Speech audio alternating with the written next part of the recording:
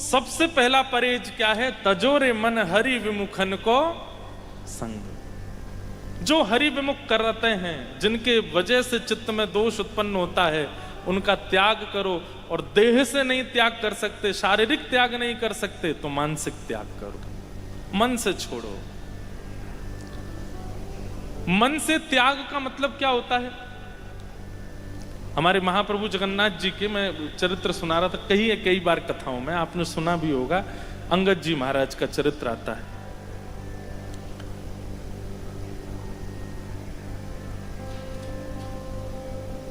अंगद जी अपनी पत्नी से बहुत प्रेम करते थे, पर ठाकुर जी के प्रति कोई भाव नहीं था। उनकी पत्नी अंगद जी से ब्याह करी तो ये शर्त रखी थी कि भाई आप जैसे चाहे जीवन जिए, पर मेरी भक्ति में आप विघ्न मत डालिएगा। तो अंगद जी बोले, देवी तुम मुझे इतने प्रिय हो, तुम चाहे कथा सुनो, कीर्तन करो, सत्संग करो, जो तुम्हारा मन हो वो करो। सब लोग इधर देखना, हाँ ध्यान से सुनना। तो मैं देखूं तो आपका देखना जरूरी नहीं है। महाराज जी कहां देख रहे हैं, कौन आया? आप मत देखो, आप तो यहीं देखो। अंगद जी की पत्नी ने कहा कि देखिए आप चाहे जो कीजिए, पर मेरी भक्ति में विघ्न मत डालिएगा। अंगद जी इतना प्रेम करते थे अपनी पत्नी से, बोले देवी तुम चाहे कथा सुनो, कीर्तन सुनो, तुम जो चाहो वो करो, हम तुमको कभी नहीं रोकेंगे, पर हमसे मत कहना कि तुम भी सुनो। तो पत्नी भी कभी पति से नहीं बोलती थी कि आप चलिए कथा में सत्संग कीजिए। वो अपना राजपाट संभालते थे, एक राजा के यहाँ पर मंत्री थे, सब अपना देखते थे। वो पत्नी रोज कथा सुनना, कीर्तन में जाना सब करती थी। एकादशी का दिन तो एक महापुरुष थे, उन्होंने ऐसा नियम बनाया कि हर एकादशी को किसी वैष्णव के घर पर ही सत्संग होता था, और उसमें वैष्णवों की लाइन लग जाती थी कि अगला हमें कौन सी एकादशी मिलेगी। तो अंगद जी की पत्नी भी सोचती तो थी कि सबके यहाँ संत जन जाते हैं, कभी ऐसा अवसर मिले मेरे घर भी सत्संग हो, संत जन पधारें। मुझे तो याद नहीं है, पर महाराज जी से सुना है मैंने। वारी जाऊं रे बलिहारी जाऊं रे, वारी जाऊं रे, मुझे आता नहीं भाई, बजाना नहीं, ना कटेगी। मारा सदगुरु आंगन आया, बलिहारी जाऊं रे, मारा सदगुरु आंगन आया। ऐसे ही है ना महाराज जी? पूरा तो आप सबको याद है, आप ही गा देना, मैं सुन लूंगा। पर ये चाव होता है, ये भक्ति की एक स्थिति है कि किसी महापुरुष को देख करके आपके चित्त में ये भाव आता है। भले ही वो महापुरुष आ नहीं पाते हो, उनसे हट नहीं करना चाहिए। वो नहीं आ पाए, वो उनकी इच्छा है। वो जब आपका ऐसा भाव होगा, आपके ठाकुर जी चाहेंगे तो वो आएंगे, चाहे जैसे भी आए, पर आपको हट नहीं करना चाहिए। इच्छा रखनी चाहिए, हट नहीं करना चाहिए। कई लोग हट करते हैं। एक जगह महाराज जी अभी कथा थी, तो वहां के एक वैष्णव आए, महाराज जी मेरे घर आओ। मैंने कहा हम कैसे आए, सब जगह का बन गया क्रम, यहाँ जाना वहाँ जाना, गौशाला। ये भी होता है कि जब कहीं नगर में जाते हैं तो पहले वहाँ के मंदिरों को, वहाँ के गौशाला को, वहाँ के संतों के स्थान को प्रायोरिटी देते हैं, वहाँ चले जाएं। तो वो धड़ाम से गिर गए सामने ही और बोले मैं जहर खा लूंगा नहीं आए तो। मैंने कहा ये कैसा तरीका है भैया आपका? नहीं रो में तो रो में पाँव पकड़ लिए, बोले मैं खा लूंगा, देखिए मेरी शीशी में लेके आया हूं। मैंने कहा भाई मत निकाल, यहाँ मत खाना। एक हमारे बोले निकालने तो दीजिए, है ही नहीं जेब में, ऐसे ही कह रहा है। हट नहीं करना चाहिए, इच्छा रखनी चाहिए, भाव रखना चाहिए, खूब व्याकुल होना चाहिए कि हमारे घर महापुरुष पधारे, पर हट नहीं करना चाहिए। उनके पीछे पड़ जाए, निवेदन कर दो, फिर उनकी इच्छा। हाँ, समय समय पर निवेदन करो, आपकी स्वेच्छा, आप जब अनुकूल लगे आइएगा, पर हट नहीं। तो अंगद जी की पत्नी को भी मन में हुआ कि मेरे घर भी संत महापुरुष पधारे, सत्संग हो, आनंद होगा। संतों से निवेदन किया तो संतों ने कहा ठीक है, तो अगले महीने की उस एकादशी पर हम आपके यहाँ आएंगे। वो तो इतनी प्रसन्न हो गई, अभी से लग गई तैयारियों में। अंगद जी सुबह चले जाते थे, शाम को आते थे लौट करके। वो एकादशी का दिन आया, खूब सारे संत पधारे, वैष्णव पधारे, कथा कीर्तन चल रहा है। घर का वातावरण किसी तीर्थ से कम नहीं लग रहा था। और अंगद जी की पत्नी इतनी भाव में आ गई, वो तो जब से संत आए तब से रो ही रही है। उसके नेत्र सजल हो रहे, उसको लग रहा साक्षात ठाकुर जी मेरे यहां आ गए। तभी अंगद जी का आगमन होता है। अंगद जी ने आकर के देखा, उछल उछल करके वैष्णव कीर्तन में नृत्य कर रहे हैं और महापुरुष बैठ करके बढ़िया कीर्तन सुना रहे हैं और खूब सारे संत महापुरुष सब बैठे हैं, कुछ प्रसादी सिद्ध कर रहे हैं, कुछ ठाकुर जी का श्रृंगार कर रहे हैं और सब चल रहा है क्रम। पूरा घर का रूपरेखा ही बदल गई। अंगद जी ने आकर के तुरंत वहां चिल्लाना शुरू कर दिया और जाकर के महाराज 2-3 चीजें फेंक दी, क्रोध में भर गए। बोले तुमने अपना आश्रम समझ रखा है, मेरा घर है, ये क्या यहां पर ये ताम तंबूरा बजा रहे हो, उछल उछल के नाच रहे हो? अपने आश्रमों में कीजिए सब जाकर के। नदियों के किनारे इतने बड़े बड़े घाट बने, वहां कीजिए जाकर के। ये मेरा घर ही मिला था तुम सबको ये करने के लिए। धीरे धीरे वैष्णव क्षमा मांग करके वहां से जाने लगे। अंगद जी की पत्नी दूर खड़ी देख रही थी, बार बार जाके ऐसे तो मत कीजिए, इस प्रकार का व्यवहार तो मत कीजिए। पत्नी शांत हो गई। वैष्णव का ये स्वभाव होता है, वो विवाद से बचेगा, विवाद में नहीं पड़ता। कई लोगों की ऐसी रुचि होती है महाराज जी, जैसे विवाद कहीं हो जाता है ना, 2 लोग लड़ जाएं यहाँ पे, तो वो उठ के पहले भागेगा सुनने के लिए क्या चल रहा है, और फिर उसमें किसने कितना किसको कहा क्या, वो निर्णय अपने मन में कर लेता है। इसमें तो 2 मुक्का मारने चाहिए, नहीं मारे तो तेने तो तेरी जगह में होता है, ऐसा करता। विवाद में बहुत रुचि होती कई लोगों की, पर वैष्णव का स्वरूप कैसा, कोई उससे विवाद भी करता है ना, वो अपनी हार मान करके भैया तुमको जो उचित लगता हो वो करो, तुमको जीत चाहिए जीत लो, तुमको प्रॉपर्टी चाहिए ले जाओ, तुमको धन चाहिए ले जाओ, हमको अकेला छोड़ो। विवाद में पड़ता नहीं है। अंगद जी की पत्नी शांत हो गई। जब सब महापुरुष वहां से चले गए, सब कुछ शांत हो गया, एक रात्रि तक कोई वार्ता नहीं हुई। दूसरे दिन अंगद जी तो बिल्कुल सहज भाव में अपनी पत्नी के पास गए। देवी आज बाल भोग नहीं पवाया। पत्नी ने मुख ढक लिया, बाल भोग लेकर के आई, पधरा दिया। आज तक कभी मुख ढका देखा नहीं था उसका। पूरा दिन हो गया पूछते पूछते, पर वो शांत मौन हो चुकी थी। रात्रि में पूछने लगा, आप ये कैसा व्यवहार कर रही हो, ऐसा मुख क्यों ढक लिया तुमने? बोले देखिए विवाह तो आपसे हुआ मेरा, 7 फेरे आपके साथ लिए मैंने, मेरे पिता ने कन्यादान आपके हाथ में किया मेरा, उसका निर्वहन तो मैं करूंगी कि मैं अपना पातिव्रत धर्म निभाऊंगी। आपको भोजन पवाना है, आपकी जो जो उपयोगिता उनकी पूर्ति करना, ये मेरा धर्म है, वो मैं करूंगी। पर क्योंकि आपने एक वैष्णवों का अपराध किया है, इसलिए एक नियम तो मैं धारण करूंगी, और वो ये कि अब जीवन में आपको अपना मुख नहीं दिखाऊंगा।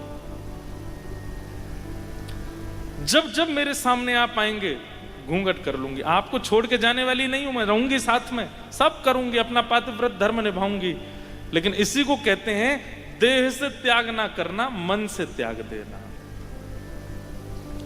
अंगद जी बोले देवी ऐसा मत करो, मैं तो तुमसे बहुत प्रेम करता हूं, तुम जानती हो। बोले मुझसे प्रेम करते हैं, पर हरिजनों से आपका प्रेम नहीं है, तो फिर मुझसे प्रेम करने का कोई अभिप्राय नहीं। जिसको हरिजन प्रिय नहीं लगते, हरि के दास प्रिय नहीं लगते, वो मुझे कैसे प्रिय लग सकता है? लेकिन मेरा दुर्भाग्य कि ब्याह तो हो गया मेरा, अब रहूंगी आपके साथ, पर मुख नहीं दिखाऊंगी।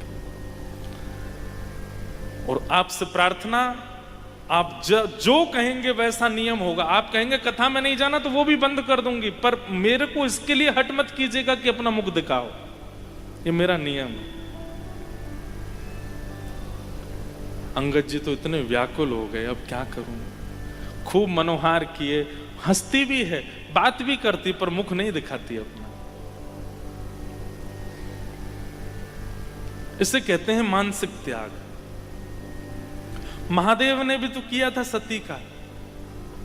जब राम जी की परीक्षा लेकर के सती आई तो आसन उठा करके सन्मुख रख दिया बगल की जगह कि अब इधर विराजने की आपका अधिकार अब समाप्त हो गया, अब तो सन्मुख बैठो आप। महादेव ने भी कोई पूरा त्याग देह से त्याग कर दिया, ऐसा नहीं, मानसिक त्याग किया। और उस त्याग का ये फल मिला।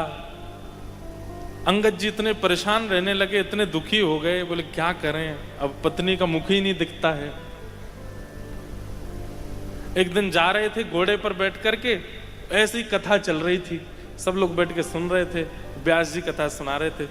अंगद जी महाराज बोले ये कथा ही आई थी मेरे जीवन में, इसी ने ही मेरा घर पूरा।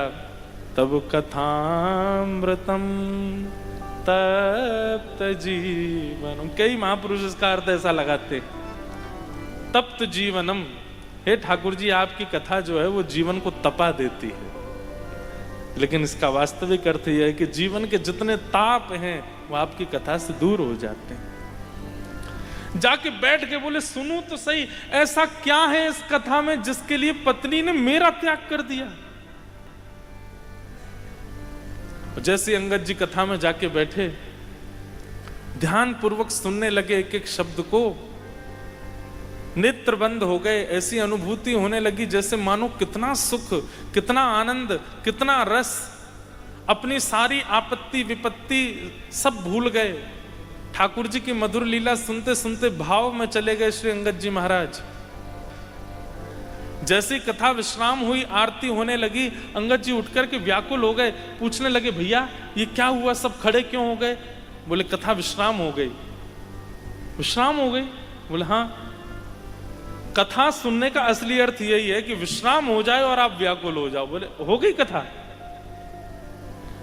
अंगद जी बोले अब कब होगी?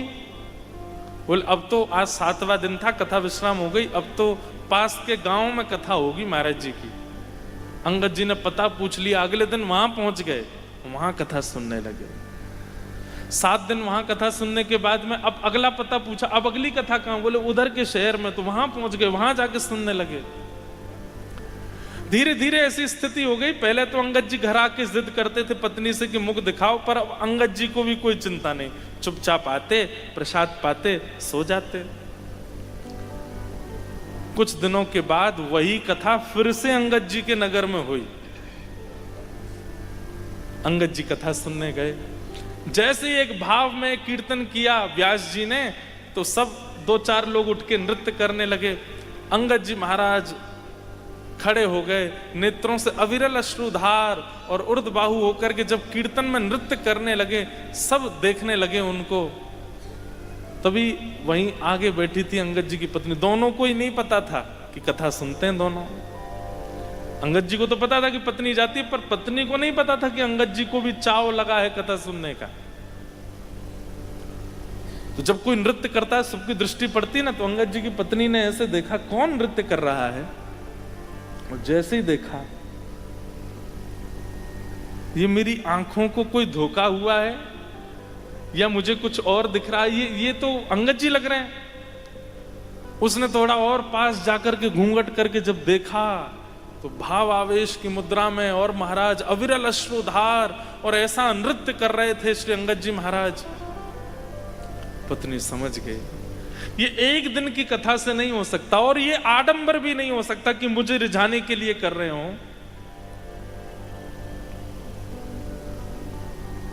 समझ गए। तहकीकात की 2-4 लोगों से पूछा कि ये कौन है। बोले अरे ये तो बड़े अच्छे भक्त हैं, हर कथा में पहुंचते हैं। पत्नी बोली तभी मैं कहूं, रात्रि में आजकल बहुत विलंब से आते हैं। मैं भी पूछती नहीं थी, लेकिन ये कथा सुनने जाते हैं।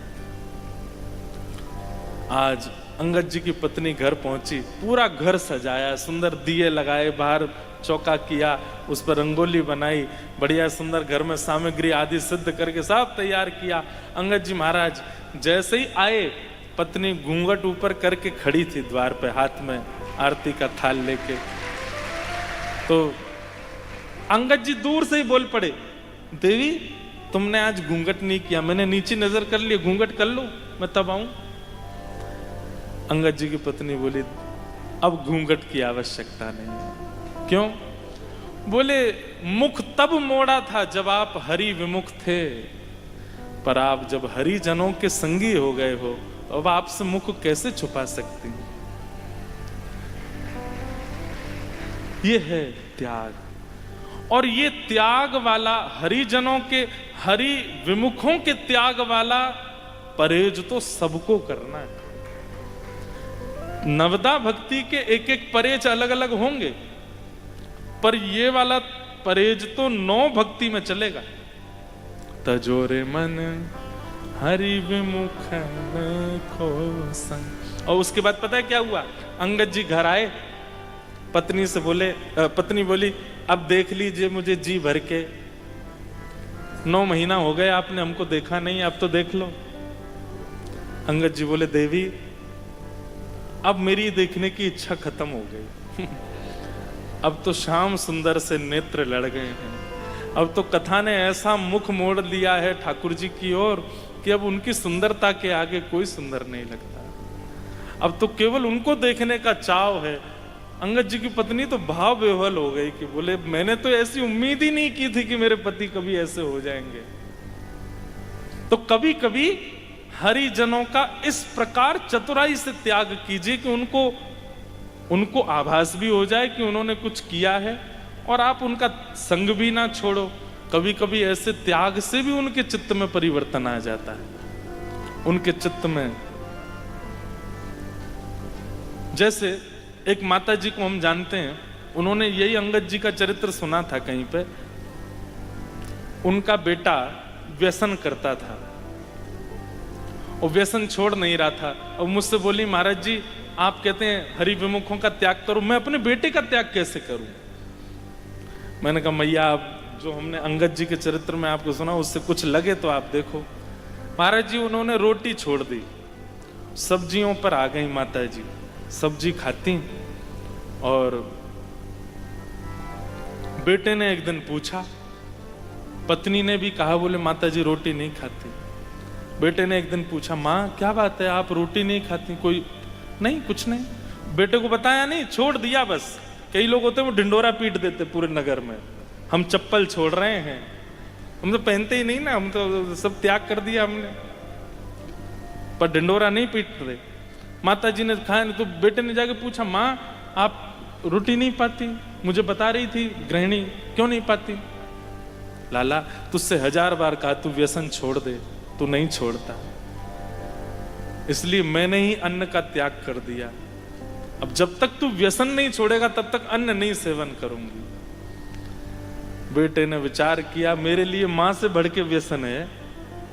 उसी दिन व्यसन का त्याग कर दिया और मां ने उसी दिन से रोटी खाना प्रारंभ किया। बेटे ने फिर व्यसन किया नहीं। फिर वो आई माता जी, उन्होंने मुझे बताई ये बात, बोले महाराज जी अब ठीक है, बेटा ने व्यसन छोड़ दिया, मैंने भी रोटी शुरू कर दी।